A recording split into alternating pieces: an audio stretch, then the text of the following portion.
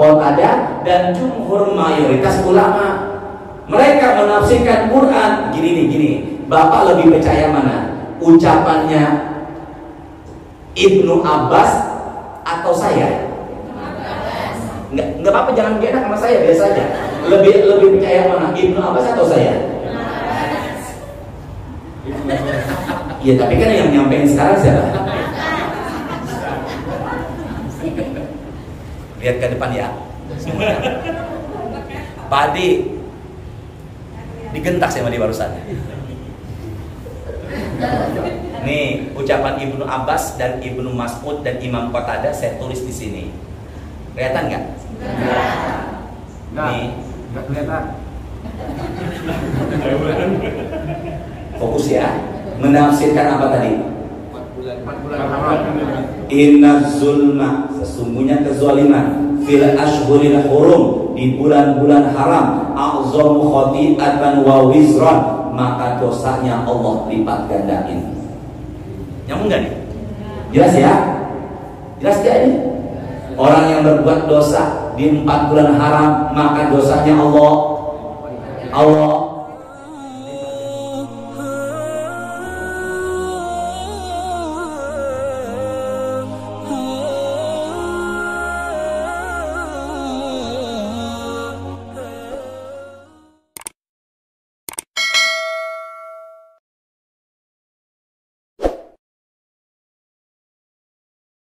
Rabiul Awal, Rabiul Akhir, enak ya, tinggal ngikutin saya doang.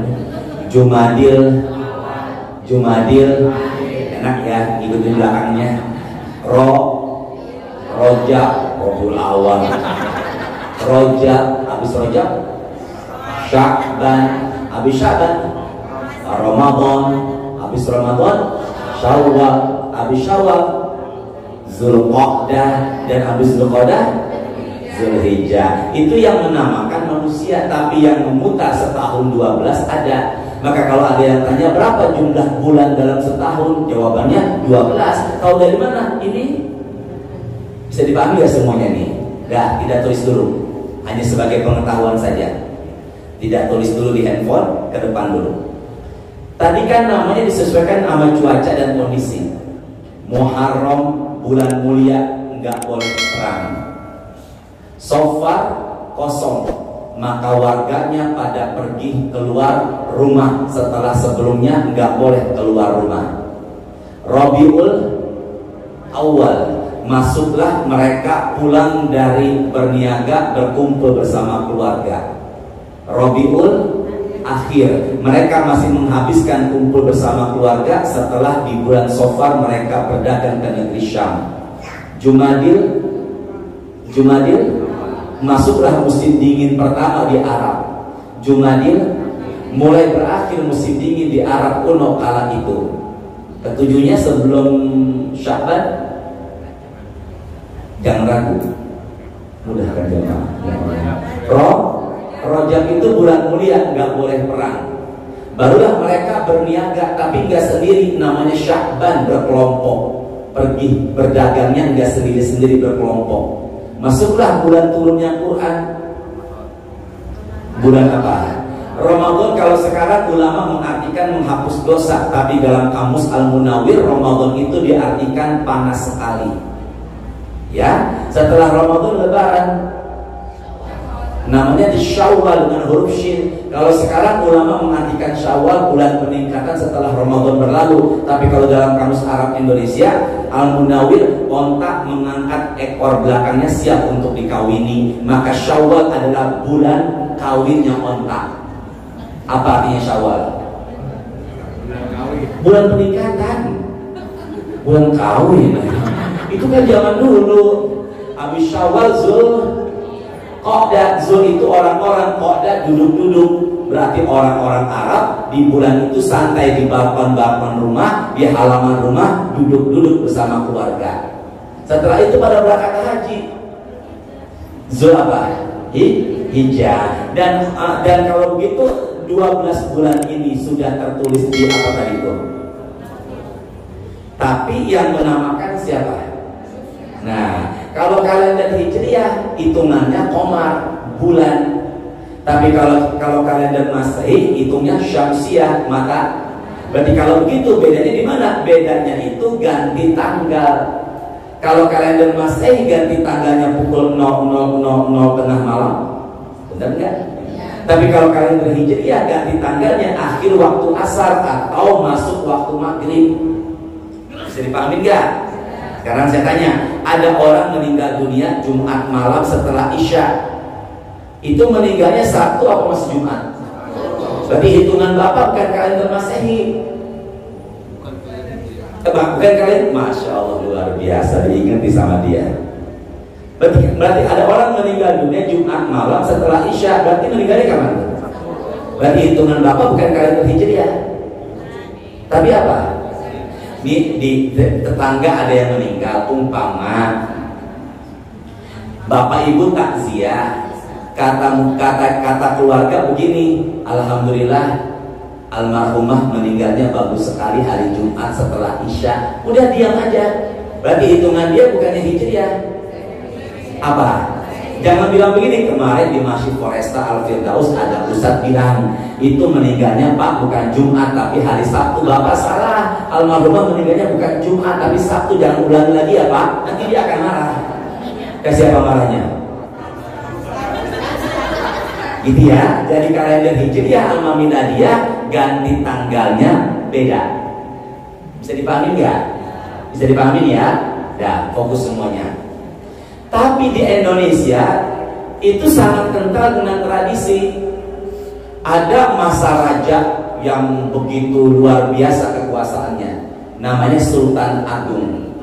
Kerajaannya Mataram, bukan Matraman. Itu di sana, Jakarta Timur. Ini apa tadi ini? Matraman. Ini Sultan Agung Mataram menyatukan umat Islam di tanah Jawa 1619 Masehi. Kala itu umat Islam di tanah Jawa sedang terkotak-kotak sama Sultan Agung, kekuasaannya melebihi tanah Jawa, disatukan dengan cara dibuatlah kalender Hijriah. Tapi dibuatlah kalender Jawa. Tapi kalender Jawa yang dibuat oleh siapa tadi? Sultan Agung 1619 Masehi itu mengambil nama-nama bulannya sedikit banyak dari kalender Hijriah. Nyambung nggak? Ini bulan apa ini? Nggak Hijriahnya.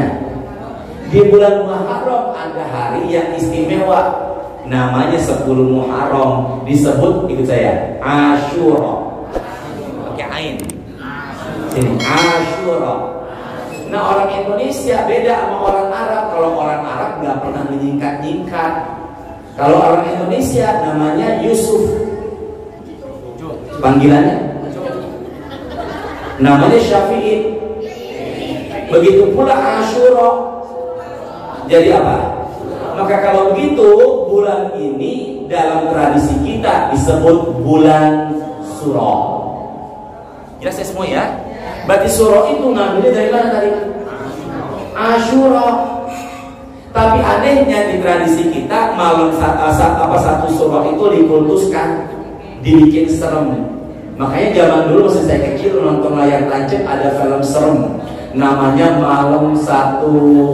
Pemain bintangnya apa sekali ibu ya. Makanya semalam, ya Allah saya bersyukur sekali Bapak semuanya Pak Adi. Mana Pak Adi ini? Gak ada Pak Adi. Kalau dia ngumpet aku disuruh baca. Makanya semalam itu dicepetek pada pawai obor, keliling pawai obor, Masya Allah sambil sholawatan. Silakan aja. Ketimbang pada rokok keminyan, pada nyuci cincin. Yang lebih aneh lagi nyuci barang keramat, diantaranya nyuci. Wah, pengalaman kayaknya itu jangan diikuti. Yang nyuci keris, kalau mau syiar pawai dan sebagainya memperkenalkan sama anak-anak kita silakan. Berarti sekarang kita ini berada di awal kalender Hijriah, namanya Muharram. Siapa namanya tadi? Nah, ibu jangan bicara dulu, fokus dulu. Apa tadi namanya? Pak Willy, tolong teruskan Pak Willy. Silakan. Dari awal dong, dari awal. Sesungguhnya bilangan bulan pada sisi Allah ialah 12 bulan. Berapa bulan? 12 bulan. Nah, pelan-pelan ya, terus. Dalam ketetapan Allah. Tolong jawab, dalam ketetapan Allah fi kitabillah maksudnya apa? Di Lauhul Mahfuz. Di Lauhul Mahfuz. Bukan di dalam Quran di sini maksudnya di Lauhul Mahfuz. Masya Allah, kau ini mewakili yang lain. Ya Allah. Di langit berapa? Di langit ke-7. Namanya apa? Kalau di bawah kan Qadar. Qadar. Apa namanya? Berarti lebih dulu mana? Buku itu atau langit bumi? Langit bumi. Nah, teruskan lagi. Dan di antara dia menciptakan langit dan bumi, di antaranya 4 bulan haram. Dari 12 bulan itu ada berapa bulan haram? 4 bulan haram ini nggak ditulis di sini, tapi dijelaskan oleh hadis Rasulullah. 3 bulan berturut-turut, 1 bulan pisah. 3 bulan berturut-turut, bukan 1, 2, 3, 11, 12, 13, 11, 12, 13, 11, 12, 1. Dan yang bisa 7. Jelas gak? Bulan 11, bulan 12. Bapak jawab, ibu diam. Bulan 11 Dzulqa'dah. Bulan 12 bulan pertama. Bulan ke-7 Rajab. Sini surah kalender Jawanya. Sofar, Safar, Rabiul Awal itu maksudnya bulan kelahiran Nabi Muhammad, disebut bulan Mulud, Maulid Nabi. Surah Safar, Mulud, Madil Awal. Surah Safar, Mulud, Ba'wa Mulud, Madil Awal, Madil Akhir, Rejab. Ya, Rejab. Kitanya apa? Rojab, Rejab, Ruah, Poso, Syawal, Longkang besar. Berapa 7 bulannya? 2. Berarti kalau begitu 12 bulan ini ada 4 bulan haram. Dzulqa'dah, Dzulhijjah, Muharram, dan apa? Rajab. Bulan haram ini maksudnya apa? Baru garis bawahi. Apa maksudnya bulan haram? Perlu tafsir. Yang menafsirkan siapa? Yang menafsirkan adalah Abdullah bin Abbas. Siapa tadi? Siapa Abdullah bin Abbas? Abdullah punya bapak Abbas, Abbas punya bapak Abdul Muthalib. Nabi Muhammad punya bapak Abdullah, Abdullah punya bapak Abdul Muthalib. Maka Nabi Muhammad dengan Abdullah bin Abbas, ya Allah, gak perlu ngeliat plafon begini. Itu bukan sesuatu yang susah sebenarnya. Ya Allah, mudahkan jamaah dari ilmu ya Allah. Pak, makanya gak perlu mikir begini. Nabi Muhammad punya bapak Abdullah, Abdullah punya bapak Abdul Muthalib. Abdullah sama namanya dengan nama bapak Nabi Muhammad punya bapak Abbas. Abbas punya bapak Abdul Muthalib. Makanya Nabi Muhammad dengan Abdullah bin Abbas saudara. Pak udah saya kasih petunjuk sepupu. Bahasa Betawinya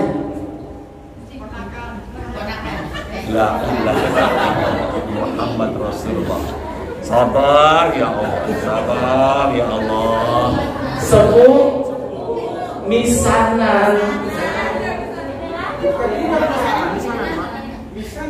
Anaknya sepupu. Saya dimarahi sama dia. Baru kali ini saya dimarahi sama dia. Ya udah pakai puisi bobo dah ya. Udah nggak bisa dipahami ya. Berarti kalau begitu Abdullah bin Abbas itu panggilannya siapa? Ibnu Abbas. Dah, ini doanya Rasulullah untuk Ibnu Abbas.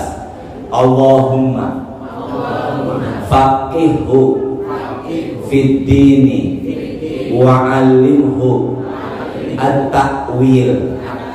Ya Allah, mudahkan Ibnu Abbas menerima ilmu dan jadikanlah ahli takwil, dan jadikanlah di kemudian hari ahli tafsir, menafsirkan Quran. Maka doa Nabi Muhammad makbul. Maka di kemudian hari Ibnu Abbas jadi sandaran ulama tafsir dunia dalam menafsirkan Quran sampai saat ini. Berarti dahsyatnya doanya siapa tadi? Rasulullah. Makanya ahli tafsir tidak lepas pendapatnya dalam menafsirkan Quran dari dua Abdullah. Ada namanya Abdullah bin Abbas dan Abdullah bin Mas'ud. Pelan ya, Abdullah bin dan Abdullah bin. Kalau Abdullah bin Abbas dapat panggilan ibnu, masa Abdullah bin Abbas ibnu Mas'ud ya? La haula wala quwwata illa billah. Abdullah bin Abbas dapat panggilan ibnu, sedangkan Abdullah bin Mas'ud dapat panggilan ibnu. Maka pendapatnya Abdullah bin Mas'ud, pendapatnya Abdullah bin Abbas, pendapatnya Imam Qatadah, pendapatnya jumhur mayoritas ulama menafsirkan 4 bulan haram. Nyambung gak nih? Nyambung gak? Jadi siapa yang menafsirkan? Bukannya saya hanya menyampaikan yang menafsirkan Abdullah bin Abdullah bin Imam Qatadah dan jumhur mayoritas ulama. Mereka menafsirkan Quran gini. Bapak lebih percaya mana? Ucapannya Ibnu Abbas atau saya? Enggak apa-apa, jangan gak enak sama saya, biasa aja. Lebih percaya mana? Ibnu Abbas atau saya? Iya, tapi kan yang nyampein sekarang siapa? Lihat ke depan ya. Pak Adi digentak sama dia barusan. Nih ucapan Ibnu Abbas dan Ibnu Mas'ud dan Imam Qatadah saya tulis di sini. Kelihatan nggak? Nih, nggak kelihatan. Fokus ya. Menafsirkan apa tadi? 4 bulan haram. Inna zulma, sesungguhnya kezaliman, fil ashhuril hurum, di bulan-bulan haram, a'zamu khati'atan wa wizran, maka dosanya Allah lipat gandain. Nyambung gak nih? Jelas ya? Jelas gak nih? Orang yang berbuat dosa di 4 bulan haram, maka dosanya Allah lipat gandain. Jelas ya? Kata siapa nih? Allah, Ibnu Abbas, Ibnu Mas'ud, Imam Qatadah dan ulama yang lainnya. Yang kedua, wa in kana zulm ala kulli halin azima, walakin Allah yu'azimu min amrihi ma yasha. Begitu pula lah Allah melipat gandakan orang yang beribadah di 4 bulan haram. Berarti kalau begitu bulan haram tadi ada berapa? Zulqa'dah, Zulhijjah, Muharram dan apa? Berarti kalau begitu sekarang kita berada di bulan haram. Makanya pengajian kita pada pagi ini insya Allah pahalanya beda sama di bulan-bulan yang lainnya. Maka insya Allah pahalanya Allah lipat. Maka yang dengerin tausiah pahalanya Allah lipat, dan yang memberikan tausiah pun pahalanya Allah lipat gandakan. Maaf, ada makan gak nih? Ada. Ya nggak apa-apa, ikhlas kita. Berarti yang menyiapkan teh, maka yang bawa catatan semangat berbuat kebaikan di bulan haram ini. Itu apa? Semangat berbuat apa? Di bulan apa? Haram ini, karena pahalanya akan Allah apakan? Lipat gandakan. Jelas ya? Nah, sekarang tanggal berapa? 1 Muharram. Kalau bahasanya kalender Masehi 1 Miladiah. Tanggal berapa sekarang? 9. Sekarang tanggal berapa? Sekarang tanggal 19. 19 apa? Juli. Kalau seandainya Muharram itu ada hari yang mulia, tanggal berapa? 10, namanya Asyura. Hitung kapan 10 Muharram. Ya, saya juga tahu 9 hari lagi. Ibu kapan? 9 hari lagi. Saya juga tahu hari apa. Rabu, Kamis, Jumat, Sabtu, Ahad, Senin, Selasa, Rabu, Kamis, Jumat. Berarti bukan Jumat ini, Jumat temunya. Jumat temunya, gimana ngomongnya ya? Jumat lusa ya. Berarti kalau begitu pulang dari sini tidak menyentuh apapun kecuali pegang pena, kalendernya diapakan? Dilingkari. Harinya apa tadi? Jumat tanggal 28 Juli. Namanya Asyura. Apa namanya? Artinya ke-10. 10 apa? Muharram. Ikuti saya. Qala Rasulullah. Maka suaranya siyamu yaumi Asyura. Inni ahtasibu alallahi ayyukaffira sanatallati qablahu. Barang siapa yang berpuasa di hari Asyura 10 Muharram, maka dosa-dosanya Allah ampuni setahun masa lalunya. Maka dosa kita setahun masa lalu, tidak tulis dulu. Dosa kita setahun masa lalu diampuni dengan puasa berapa lama? Kok sehari 13 jam? Seharian puasa sih? Bapak ibu yang benar atau saya yang salah? Sama-sama benar. Kalau sehari 24 jam kan? Berarti kurang lebih berapa lama? Berarti dengan puasa kurang lebih 13 jam, dosa-dosa kita Allah ampuni selama berapa lama? Setahun. Hanya puasa kurang lebih 13 jam. Nah sekarang lihat ke depan. Ini Mekah, ini Madinah. Nabi Muhammad sebelum hijrah ke Madinah, beliau tinggal di mana? Beliau puasa juga di 10 Muharram. Berarti kalau begitu sebelum ada Ramadan, puasa Muharram hukumnya adalah wajib. Jelas ya? Nabi Muhammad hijrah dari mana nih? Menuju apa? Madinah. Nabi Muhammad hijrah dari Mekah menuju Madinah, maka beliau menemukan orang Yahudi pun puasa 10 Muharram. Orang Yahudi puasa apa? Orang Yahudi ditanya, "Mahada, kenapa kalian puasa?" Ini Sahih Muslim. Orang Yahudi menjawab, "Hada yaumun azim." 10 Muharram, hari yang agung. Berarti mereka mengagungkan 10 Muharram. Pelan-pelan. Mereka mengagungkan 10. Kenapa mereka mengagungkan? Mereka mengatakan najallahu Musa. Allah selamatkan Nabi Musa. Wa qarraqa Fir'aun, dan Allah tenggelamkan siapa?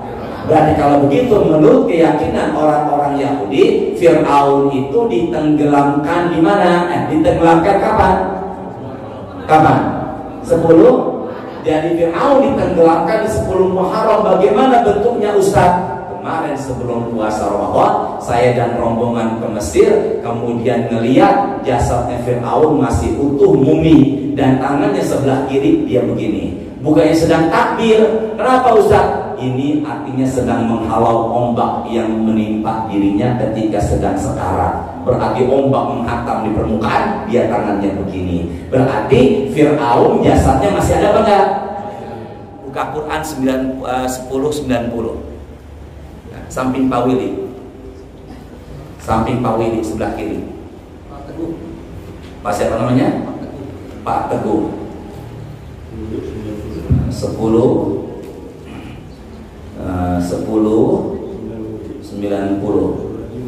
Surat apa namanya? Yunus. Silakan Pak, siapa tadi? Pak Teguh. Baca bismillah Pak Teguh. Langsung terjemahkan. Kami jadikan Baca bismillah dulu, Pak. bisa melintasi laut itu, Laut Merah. Pak Teguh, bismillahirrahmanirrahim. Bismillahirrahmanirrahim. Ya. Kami jadikan Bani Israel bisa melintasi laut itu, Laut Merah.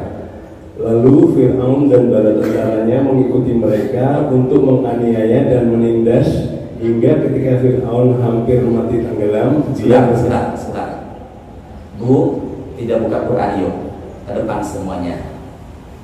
Umatnya Nabi Musa tertulis dalam Quran namanya siapa? Bani Israel. Dan sekarang ada satu negara yang mencaplok tanah Palestina. Namanya negara apa? berarti mengambilnya dari nama. Jelas ya? Sini ibu semua, bapak.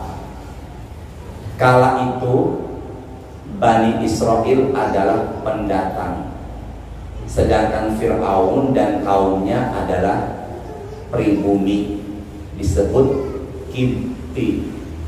Apa tadi? Maka Bani Israel menasehati Kipti. Luasnya pendatang menggurui, menasehati pribumi. Itu yang sudah muncul keegoan di kalangan mereka. Jadi kalau begitu, Kipti adalah pribumi, Bani Israel adalah apa? Bani Israel dikejar oleh Fir'aun, umatnya Nabi Musa, namanya siapa tadi? Bani siapa? Bani Israel dikejar oleh Fir'aun dan pengikutnya, sampai pada akhirnya laut terbelah dan kemudian bisa melewati, tinggal Fir'aun dan siapa? Kaumnya. Apa yang terjadi? Silakan Pak Teguh ulangi dari awal pelan-pelan ya Pak, silakan. Kami jadikan Bani Israel bisa melintasi laut itu. Terus. Lalu Fir'aun dan bala tentaranya mengikuti mereka untuk menganiaya dan menindas, hingga ketika Fir'aun hampir mati tenggelam, dia berkata, "Aku percaya bahwa tidak ada Tuhan yang berkuasa dan berhak disembah selain Tuhan yang telah dipercayai oleh Bani Israel." Dan Tuhan yang dipercayai oleh siapa? Berarti kalau begitu umatnya Nabi Musa yang beriman siapa tadinya? Bani. Jadi kalau boleh gampangnya begini, aku tidak akan beriman ya, aku bersaksi tidak ada Tuhan kecuali Tuhan contoh yang disembah umatnya Rasulullah. Siapa Tuhan umatnya Rasulullah? Siapa? Allah. Benar ya? Maka Tuhannya Bani Israel siapa? Saya ulangi nih ya. Ya Allah mudahkan. Fir'aun mengatakan, amantu, aku beriman. Lagi sekarang, annahu la ilaha illalladzi amanat bihi Banu Israel. Aku bersaksi tidak ada Tuhan yang patut disembah kecuali Tuhannya Bani Israel.